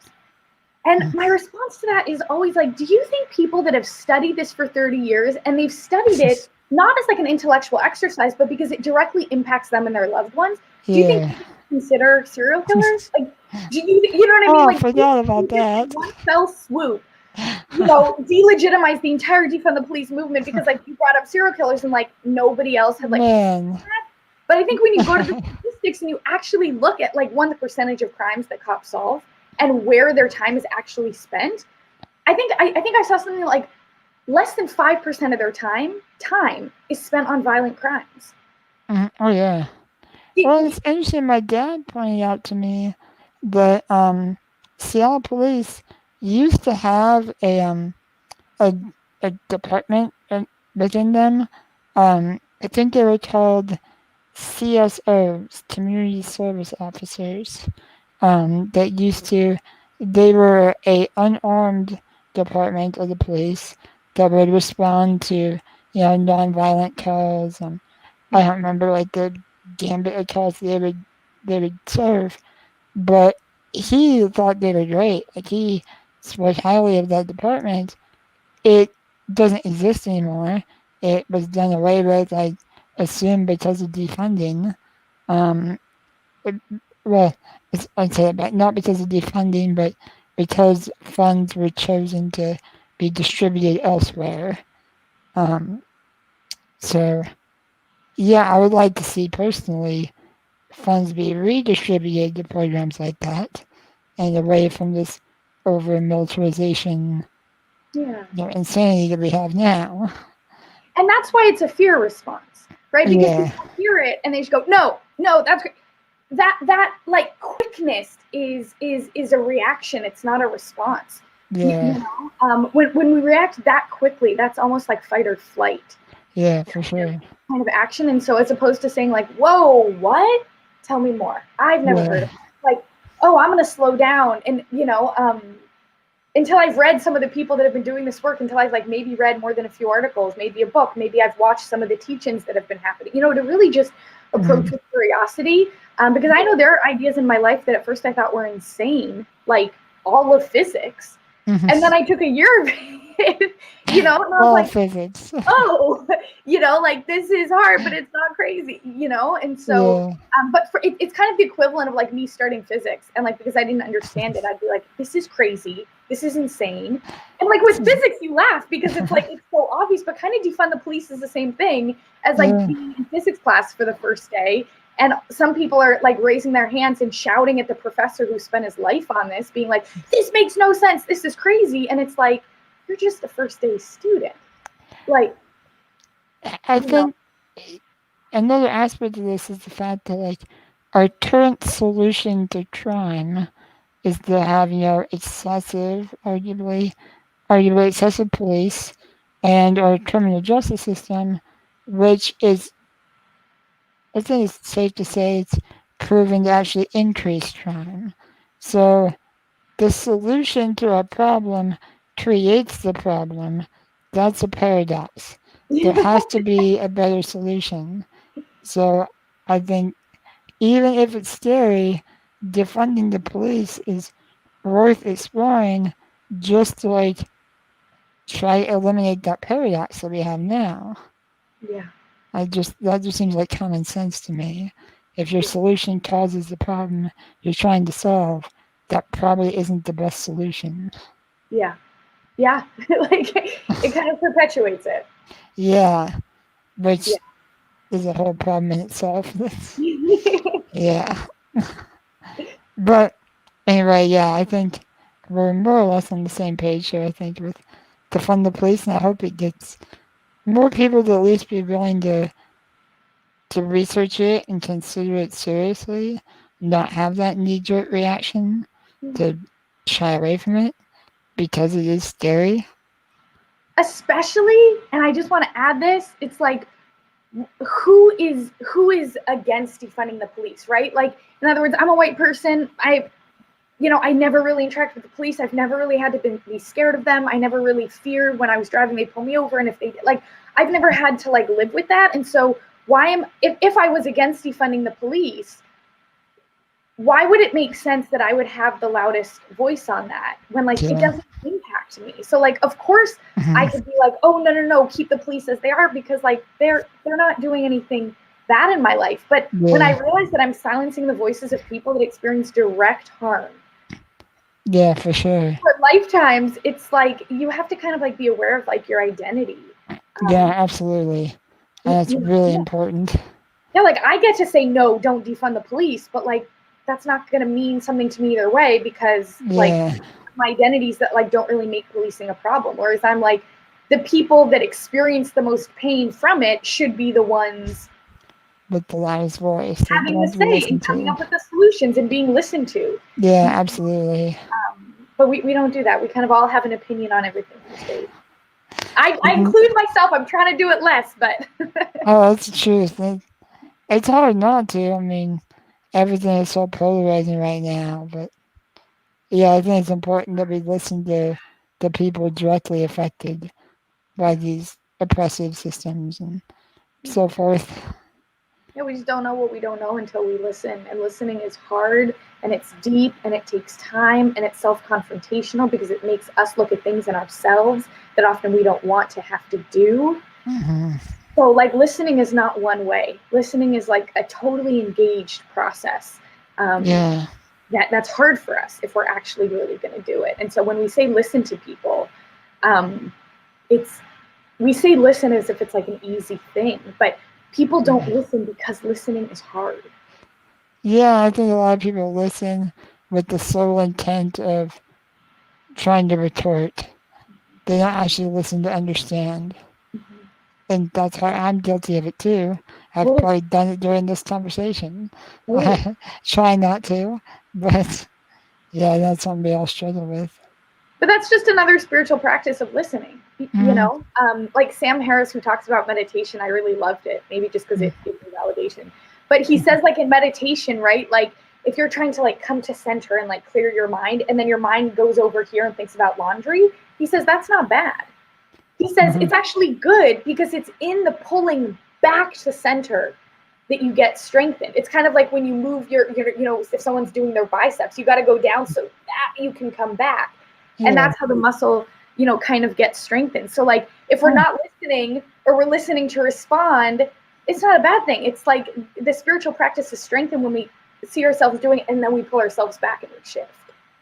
that's really interesting. Never thought of it that way, but that's very encouraging. I like that. Well, yeah, it's like guiltless. You know, it's like when we start doing something wrong or we veer off the path, we're like, oh my gosh, I messed up again. Yeah, Well, yeah, it's a process. You go off and then you come back. You go off and then you come back. You go like that's just it. yeah. The work is not never going off the path. The work is just always coming back. Yeah, I like that. I like that a lot. That's really cool. Um, so anyway, I guess we should get back to the we still have You 9 can more have fun because I commandments. know someone's on the East Coast. I, CJ, if you are running out of time and need to go, just put something in the comments and We're at we'll shut it 1:46. down. You want to go to 2 hours and then we'll call it? Well, I'd like to get as many of your commandments as we can. Okay, well, the second, and we might not be able to go as in depth just because of the timing. But the second commandment is that all of self-care needs to be insanely hyper personal. Mm-hmm. And what I mean by that is you read like a lot of these articles and it will be like self-care is nature and meditation and baking and breath work and all of these things. And I'm like, that's like saying someone's sick. And then just being like, okay, here's like the template treatment of like, Here's cough syrup. yeah, like, and that's just You gonna have like cancer, solve but everything. Yeah, yeah. you know, and it's like, no, like, what is self-care? Like, it really actually takes internal discernment to really say, like, what for me is rejuvenative. It really requires an inward journey. Because for me, when I go inward, all different things come up. For example, I love, and this is a whole discussion on itself, I love cutting my toenails before I shower. I will like be so excited when I realize like it's time, I get to cut my toenails and then shower again. Like it gives me an amount of joy, and who knows why? I have no idea. You know what I mean? But like that's something that like feeds me and restores me. You know, singing to certain music in my car, super loud, meaning my singing, it has to reach past the point where like I feel like I'm holding myself back with the windows closed. That like is all I need after the end of a long day. You know what I mean? This doesn't surprise me at all. No. Totally. Or even the fact that I like live in a 1-bedroom apartment, I choose to spend extra money so that I can come home at the end of a really hard day and just kind of like not have to worry about roommates. I can just have like a quiet space to myself. But if you read like these lists online of like what self-care is, they're really all like kind of the same, and none of them really encourage you to go in to ask like, what's for me? Like some people have talked about when I've asked them this question, they've said, you know what like disproportionately makes me feel good? Like a hot cup of tea. They're like, you know what, that fixes so much for me. And I'm like, you know what, that would make everything worse for me because I hate hot liquids. My body temperature runs so hot, I need everything cold. But like, cold. Like in other words, what my self-care is should be totally different, if not unrecognizable, to something else. Yeah, I did that. Do you have? This is probably like an unfair question that's so unique to each individual, but like, how does one person know if they're just like indulging in their, whatever guilty pleasures or whatever brings them joy, or if it actually is like self care? Like, is there a way to discern that?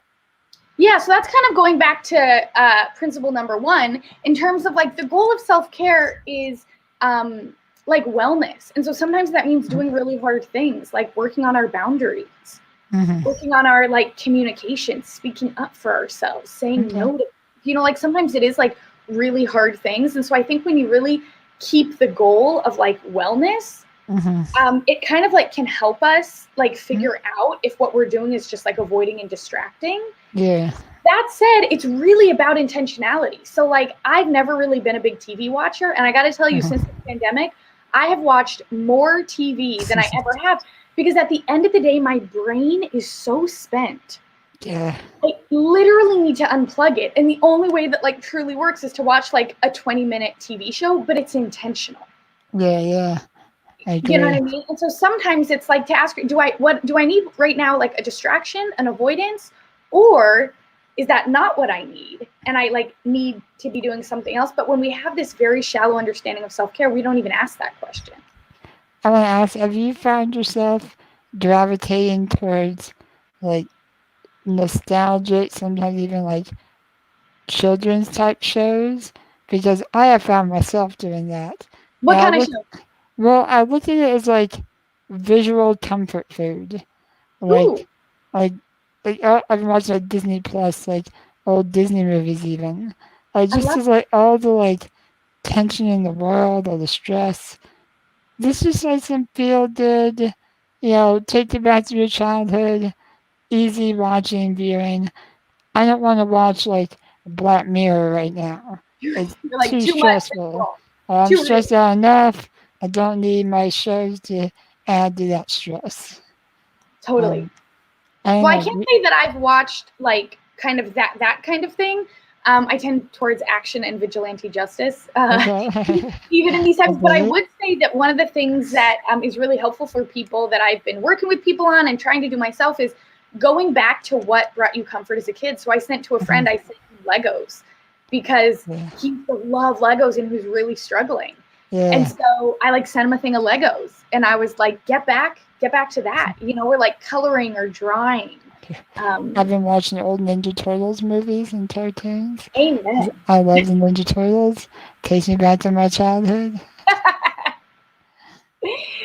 Amen. Totally. I think that is like so important. Is like when we were young, we kind of like knew what worked for us, Yeah. and Yeah. it's like okay to go back for comfort. Yeah. I I think think it that, helps to balance out all the stress of today's world. yeah. But I also think part of like making it personal is, for example, like really identifying not just what you need, but where you're in. So like this is coming from like, working with patients in a hospital or parents in a hospital. Like if you're, for example, in a survival situation, which if your kid's in the hospital, you're not trying to thrive. You're just trying to Yeah. survive, right? Like Yeah, for sure. you're going to need different things. And it's unfair to put the expectations around self-care if someone's in a thriving mode onto someone that's just surviving. Yeah, for sure. Self-care when you're in survival mode is Yeah. categorically and fundamentally going to look different. You know what I mean? Absolutely. Than self-care in a thriving mode, or in a mode where thriving is possible. Yeah, absolutely. But again, we're not nuanced. We don't really kind of do that analysis, which as a chaplain, I do that, with patients of like, okay, what are your expectations? What are our goals for, while you're in here? What are you struggling with? All of that. But For all sure. of these magazine articles, they don't do that. They just list nature and meditation. Yeah. Here's some Like, tranquil music. Yeah. And it's like that can be part of it, but yeah. So yeah, and so that actually leads me to the third one, which is, we have 6 minutes, is that like self-care isn't individualistic. In other words, it doesn't just rely on you. So again, that kind of goes back to what we talked about before in terms of like connection is like really at the core of like what humans need. So if someone thinks they can do self-care in a way that's completely disconnected from everything around them, I don't think it's going to work. Yeah. In other words, it's not all on us as individuals to be able to just, by my own strength, by my own good intentions, by my own willpower, by my own motivation, to just kind of like take care of ourselves. Like I truly fundamentally believe we need each other in order to be well. And yet self-care kind of gets, again, this individualistic narrative of like, what do I need to do for myself to be okay? And I'm like, fundamentally, that's not how it works. Yeah, for sure. It's interesting because we know that it takes a community, for an individual to thrive, but like, I think we lose that community mindset when it comes to things like self-care. Yeah. Yeah, it's interesting. Yeah, so we have like a very individualistic lens as opposed to like a communal or a systemic. In the same way, when people look at things going on in society, they don't really apply a systemic lens of power or race. You know, Yeah, it's the same thing we do here. It's like we try to look at everything about like what we can do as individuals, and like for self care, it's just maybe it'll work in a pinch, in a jiffy. You know, for this one instance, you might brute force your way through it and get through it, but like long term, like really fundamentally good, healthy, beautiful, profound self care has to be communal. I think about that a lot on the bigger scale of like us as a human race, how far short of our potential we fall because we don't think as a whole. Like we get so divided on petty things, and I Yeah, think we're wasting our potential to do yeah, so much more if we work together. You know. yeah. Well, I'll just give you one more. There's more in the middle. We'll just do four. How about that? You know. Yeah. Um, but the one that I just want to lift up, but before we end, because we have 4 minutes, is that self-care requires an anti-racist, anti-oppression lens to be applied for it. And I know that's like a really confusing thing to say, so in just a minute or two, but I think it's really important that like I think mental health practitioners have to be anti-racist mental health practitioners, anti-oppression mental health practitioners. And what that means, I'll just give you two examples, right? So in all of these articles about self-care, one of the ones you always see is what? It begins with an M, meditation, right? Mhm. But a lot of people, when they've gone through trauma and they haven't worked through it, if they try to meditate, and Bessel van der Kolk, who's like a huge seminal trauma researcher and practitioner, he used to send his clients to meditation and then he stopped because they couldn't do it and it re-traumatized them. Because when they would sit and just be still, they would be flooded, but they didn't have the tools to handle everything that was coming up. You know what I mean? And so, like, just telling everyone, hey, meditation, go meditate, not really helpful. In fact, it can actually be dangerous if you don't kind of apply this lens. Or the other one, and I'll be quick, is nature. How often do these lists about what self-care is include getting out in nature? Well, guess what?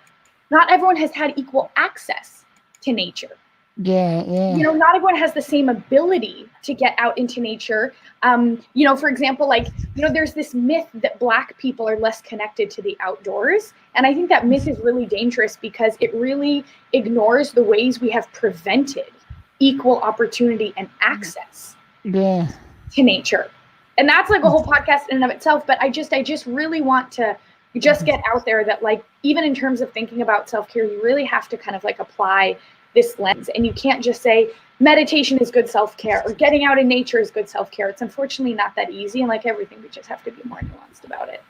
It's interesting that you kind of, I don't want to say discredit, but you maybe don't use meditation and things like that as a crutch for self care. Because I think when I look at it, I kind of like to be distracted from my problems. If I'm having a problem, like, I like to watch a funny movie or something that just gets my mind off of it and away from it. If I'm sitting there meditating, just thinking or walking around in nature, whatever, all I've got is my problem.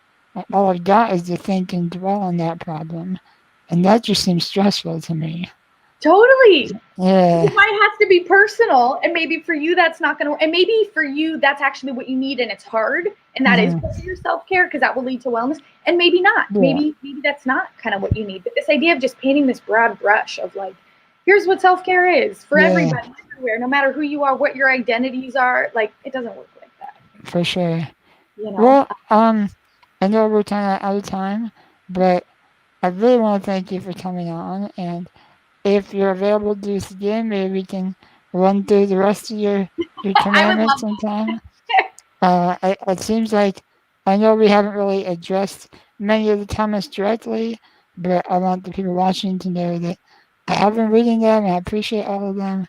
Appreciate all you guys joining in and all your comments. If we have more time, we would address more of these. Abby, do you have anything you want to like plug before we sign off? Yeah, I just want to plug Snappy Clothing. So I'm wearing Chris's sweatshirt that he designed for camp called When Pigs Fly. And Chris is just so amazing. There it is. I'm so grateful that you had me. This was so much fun. I'd love to continue the conversation with you, with anyone who watched. People know where to find me. I just really appreciate the opportunity for conversation and dialogue. Yeah, I appreciate coming on. I appreciate your perspective and point of view and all the tips you gave us. I think they're great, and I believe everybody that took those in will benefit from them. And I really think the world would be a lot better with more people like you. Well, the feeling is so, so mutual. I appreciate it. We'll try. But I also just want to thank CJ, who's your producer. yes, He made huge it thanks. super easy for me to join in. I was worried technologically, and he just totally handled it, and it's been a breeze. So thanks, CJ. Yeah, CJ's a man. He produces this whole show. I'm an idiot. I don't know how to do all this. So thank goodness for him doing this for me. I hope you all enjoy it. If any of you guys need production, hit up my man CJ or hit me up and I'll put you in touch. Awesome. Yeah, this has been fun.